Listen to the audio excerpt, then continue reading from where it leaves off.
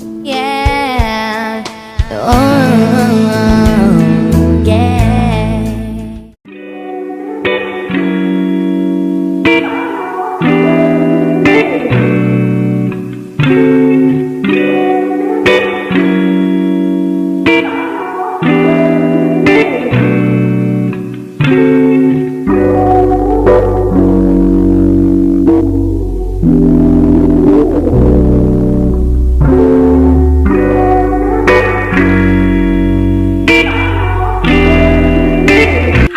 So if you don't know who I am, my name is Jazz.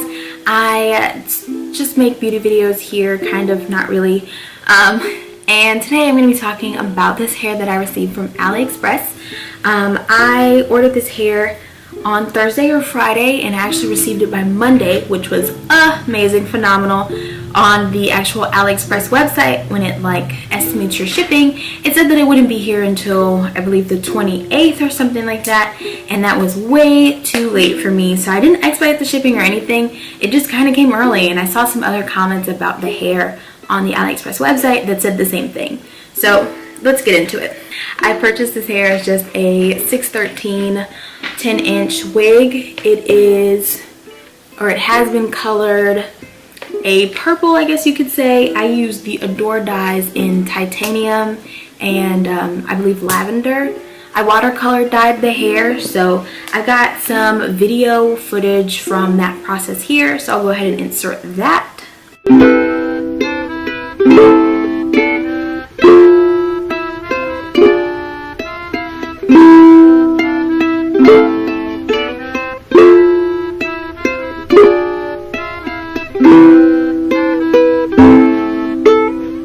So it is a 13 by 16 bob wig in 613 honey blonde straight Brazilian lace front wig.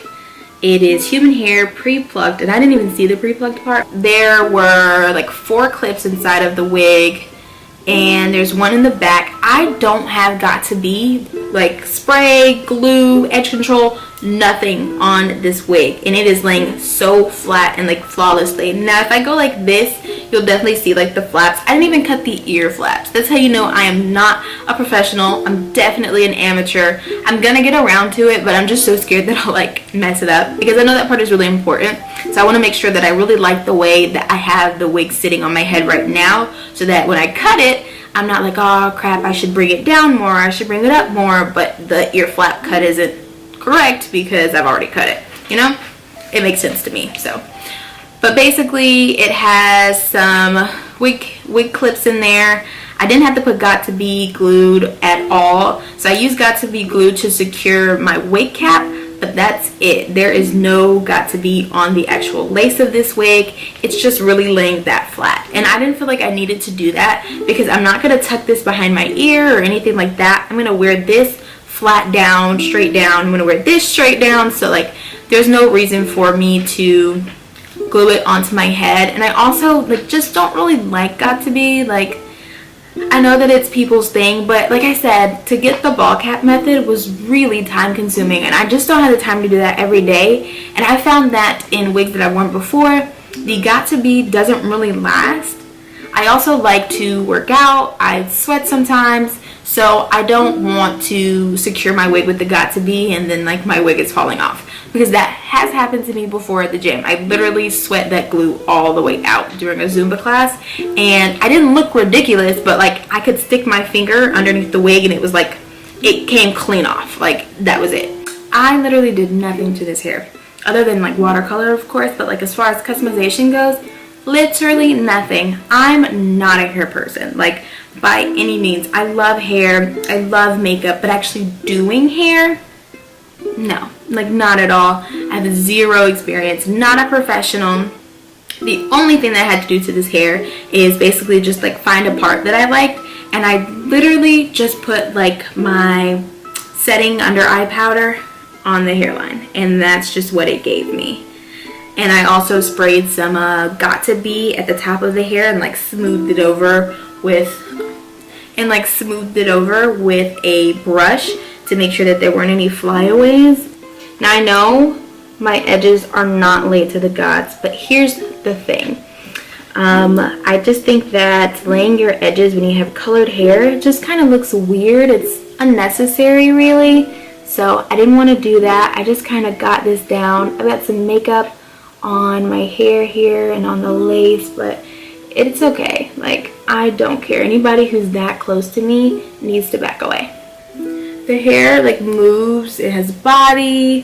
When I received it and I washed it, I did end up bleaching the knots. Like I said, I am not a professional. Like, I cannot stress that enough. Not a professional. I have some footage of me not even like mixing the bleach. I just have some footage of the consistency of the bleach. I guess it's comparable to peanut butter, I would say, like a thick paste. And I put that on the lace and I let it sit for about 20 minutes. I took a shower, I washed my hair, my natural hair, and then I came back, washed the hair, and then I just put some purple shampoo on it. It's the Shiny Silver Conditioning Shampoo.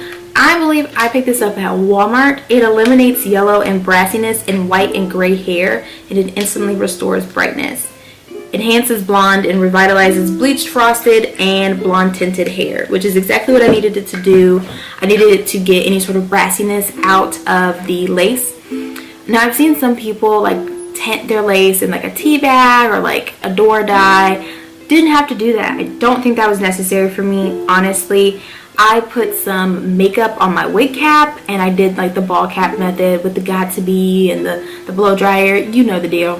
You know the deal. It was very tedious. I hated doing it, but it gave me like a smooth foundation.